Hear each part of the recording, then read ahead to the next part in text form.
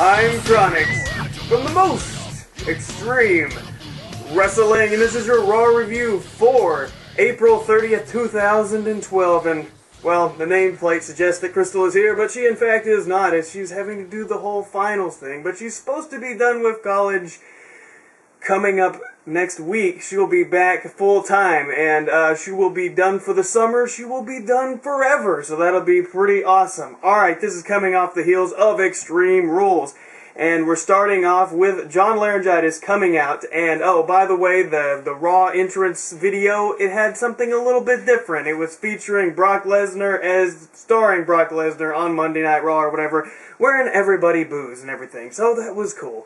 Alright, so Laurinaitis comes out, and he says he's revolutionized Monday Night Raw, and I guess all of WWE, with his people power.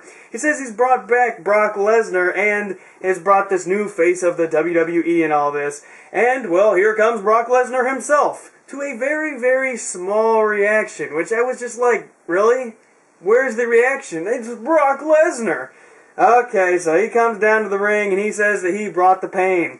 Laurinaitis agrees with this, and then kaboom, here comes Triple H. They tease Triple H on the pay-per-view, and here he is. He comes out with an enormous pop. He's got his suit and everything, and let's remember this guy is a good guy because, well, he embraced The Undertaker at WrestleMania, so I guess he's all good. And, well, you got Brock Lesnar as a bad guy, so I mean, that makes total sense, right? So, he's not having any of this Brock Lesnar running the show type of thing and holding WWE up to ransom and everything. He says the days of you holding up the WWE are over. So that was some pretty short days, I must say. He says there will be no jets, no limo, no you running Monday Night Raw and all this. Well, unless you want to pay for the jets and the limo anyways. He knows that Brock isn't a country bumpkin, he is a businessman, which we know because he has product placement all over his entire body. And he demands all this money and everything. He says, I do want you here though. Triple H is a smart businessman himself, but, you know, you gotta abide by the rules and everything, so you can stay, or you can go. I really don't care. So Brock Lesnar has a super sad face look on his face, and yeah. Alright, and with all the words being done, Brock Lesnar proceeds to beat the crap out of Triple H. Just gets him on the ground and puts him in that submission that he did at the pay-per-view, which the name of the move, of course, just escapes me. Good job. But he's wrenching on the arm, and Triple H, he's not tapping out, but he's in excruciating pain. And I think to myself, who would save Triple H? I mean, I know he's a good guy now, but he's pretty much killed everybody, and he's been such a super heel in the past. So, the first guy I see run to his aid, I mean, there was several guys like Sheamus and all the ones, but the first one that really caught my attention was R-Truth. I remember in that Hell in a Cell thing, you know, R-Truth, they were like bad guys and they got arrested and Triple H was all mad and it was this big drama thing, and I know we're supposed to forget about storylines after it's been like 3 or 4 months, but come on. Do they really have to send R-Truth out there? But, yeah, okay. Well, I mean, yeah, and he fought Sheamus at a WrestleMania and everything, but we just gotta ignore those kind of things, I guess. They're faces now. We just have to accept it. Don't ask questions. So, Triple H, after these superstars, these good guys, break up the fight with Brock Lesnar, Triple H is saying, oh, I think that my arm is broken. It's broken, man. Oh my gosh, he's gonna be gone forever. So he's in the back, he's getting checked out.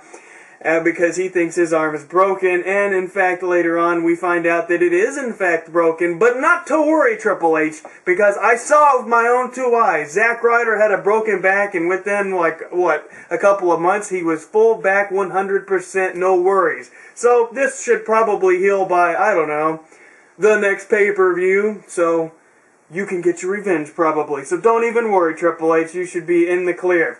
Now we have Eve. Now with glasses, which is totally awesome. She, you know, she's wearing the whole thing, looks good, but she's bad, so we're supposed to boo her. And she sounded like a scared little girl as she's announcing out to the crowd that there's going to be a Beat the Clock challenge for tonight for the #1 contendership for CM Punk's title at Over the Limit, which is the next pay-per-view. We got to move right into it because these pay-per-views, they just come every single month. Alright. Santino, the United States Champion, versus The Miz in the first Beat the Clock challenge. Now, this is not for the championship. Let's not forget that The Miz lost to the United States Champion just 24 hours ago.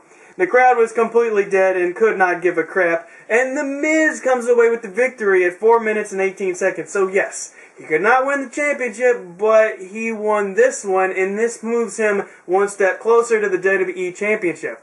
Couldn't beat the United States Champion, Santino Marella, but on his way to the WWE Championship. I don't get it. But okay. But there's plenty more matches to come, so we'll have to see. If anyone else can beat this time, that means that they advance and they will be the ones to go. Whoever has the best time gets the championship shot at the pay-per-view. You get it? I think I do. Alright, so one of the Bellas, I can't remember which one, doesn't really matter, versus Layla the champion, the newly crowned champion. And guess what? This match was about 2 seconds as, well, you guessed it, a roll-up, and Layla retains. The Bellas are upset. We later find out that the Bella Twins have been fired. I'm not really sure why they got fired, but they are released. And I think they actually are on their way out of the company, so bye, Bella Twins. I won't really miss you. Alright, you can do Twin Magic in TNA, and people still won't care. Beat the Clock Challenge next. It is the Y2J versus The Big Show, former tag team partners. But remember, don't remember those old storylines. They don't matter anymore. But it is Chris Jericho versus The Big Show. And The Big Show, he's like getting counted out. Y2J runs back in the ring. The referee's supposed to do this deal where there's like 1 second left on the clock as he counts out the Big Show outside, but he completely fails, and the crowd completely picks up on this as they go boo all across the arena because the referee totally screwed this up. So the announcers are kind of like, wait, what happened? I don't know what to do because that wasn't supposed to happen. So we come back from the break, we find out that the time, in fact, has not been broken, and neither one of these guys advances, I guess. Alright, so now it is a squash match time. It is a Brodus Clay versus JTG. Yeah, as everyone asks, wait, JTG still works for WWE? Apparently so. Alright, so, okay. Nothing really happens in this match at all. There's a splash, and yeah, JTG loses. You can't be surprised at all. The girls get inside of the ring with Brodus Clay, and then children appear around them, and they all dance together. It was very awkward and very creepy, but it happened. Okay, now we got Eve, and she's saying that Brock is gone, question mark, I don't know, Brock is not there, what? I'm confused. Randy Orton versus Jack Swagger with Vicky. This is once again one of those matches with the beat the clock thing. You gotta beat the Miz's time. Alright, you got an ankle lock with 17 seconds to go, but no, Randy Orton has just enough time to get his RKO in with 2 seconds to spare, and Randy is now the #1 contender so far anyways, with his match was 16 minutes. It was 4 minutes and 16 seconds. That's the new time to beat. Alright, Epico and Primo, the tag team champions, the 2 Cent champions with Rosa. Actually get to have an interest this time, and I was thinking, man, finally they get to have a match, and then I started thinking, wait, something just doesn't feel right about this. R-Truth and Kofi, well, they say they're a tag team, even though they don't come out together. They have a match that's pretty high energy, but Rosa starts distracting. R-Truth takes advantage of this distraction, so shame on you, Rosa, because boom, all of a sudden, I guess it's boom, boom, boom, because it's Kofi. But anyways, Kofi and R-Truth become the new tag team champions. Just a swirling depression just comes all over me. I just cannot, this just completely sucks. But whatever, hopefully Epico and Primo can do something, because they're an actual tag team, and R-Truth and Kofi really aren't. I don't remember them even having a match recently, but now they do and they're champions. I guess they said, well, you know that Epico and Primo have been champions a little bit too long. We should probably take it off of them. Okay, now Beat the Clock Challenge. It is Khali and Kane. And I just wrote down for my notes for this entire match. This is what I wrote. What did you expect? It's the Khali. It's Khali. What am I talking about? Alright, so they try to choke slam each other, and because Khali is so incredibly slow, the time runs out, and Orton has still got the time to beat. Alright, once again, another Beat the Clock Challenge. It was like the theme of the entire night. It's Daniel Bryan versus Jerry the King Lawler. What? I mean, I guess this is cool because Daniel Bryan gets to fight a legend, and then they can put it on his DVD, which I'm sure needs some material since he's only been in WWE for like a whole second. But, okay. This is the main event match. Okay. Yeah. So, you can just imagine what happens. There's a yes lock, and Jerry the King Lawler instantly taps out. Now, the only thing I really didn't like about the actual match was that as soon as he grabs the yes lock, that almost seemed like to me it came out of nowhere. Maybe I just wasn't paying enough attention. But as soon as he gets it on, there is a tap out. So, I don't know, it just seemed totally anticlimactic. But he does beat the time, and, you know, the crowd is just like, forget this, who cares what how the match happened at all, because that means it's going to be Daniel Bryan versus CM Punk at the pay-per-view. Well, this raises a lot of questions for me because Daniel Bryan could not beat Sheamus for the World Heavyweight title, which is obviously the number 2 title. Now he's a SmackDown guy who just gets to walk into Raw and face CM Punk, the WWE Champion, at the pay-per-view for the championship. So, that doesn't really make sense, but I guess everybody can be happy that an awesome match like Daniel Bryan versus CM Punk is going to happen. And, yeah. Everyone's going to be happy about that. I don't think anybody cares how they got there. CM Punk comes down, he holds up his championship, Daniel Bryan says yes a bunch of times in the ring, and that match will happen at Over the Limit. So, yes.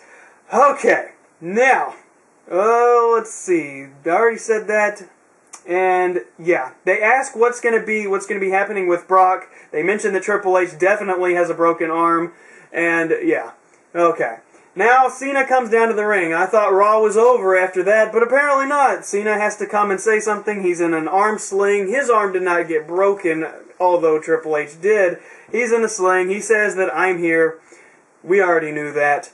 Laurinaitis comes out. He says that the reason he brought Brock in was to motivate. He wanted to motivate Cena into winning the match or something, or bringing him up. I don't know. And he says that, you know, it's pretty much how he beat Brock Lesnar because Laurinaitis motivated him. And I'm just like, what? And then, and then there's a bunch of what chants from the crowd. So once again, the what chants are not dead, so they continue to live on. Cena says a bunch of corny jokes. What can you expect? It's Cena. And I thought that Cena was done. At the pay-per-view, he made it sound like he was finished. He was going to get, like, released or something because he said something that didn't even matter and just gave the implication that he might be, like, quitting the company or retiring or going home for a while or something, but I guess not because they were already promoting for him to be at this next upcoming pay-per-view, so, okay. Laurinaitis says he's going to have an opponent at the pay-per-view coming up, Over the Limit, and here comes Lord Tensai, where I'm just like, oh man, seriously? You're going to have Lord Tensai and Cena as the main event? That's a little bit, just a little bit lame. Alright, so he comes down to the ring, and then boom, as Lord Tensai gets into the ring, Laurinaitis hits the microphone right over Cena's head, which of course knocks him straight to the ground.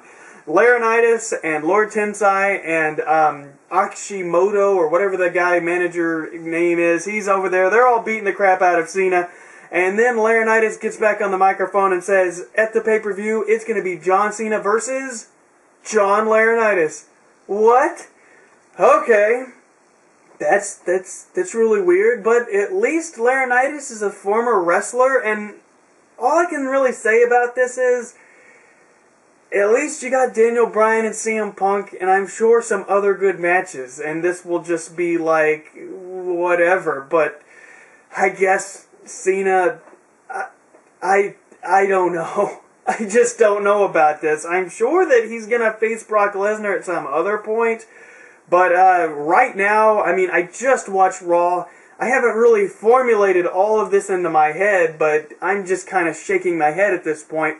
I'm sure as things move on, maybe they'll make a little bit more sense. Maybe they won't. But we still have about 3 or 4 weeks until we get there at Over the Limit. So I will see all of you guys there. at that pay-per-view, and all the Monday Night Raw is coming up, and guess what? Because Crystal will be coming back and be doing Raw reviews with me now that she's going to be graduating college, and that will be totally awesome.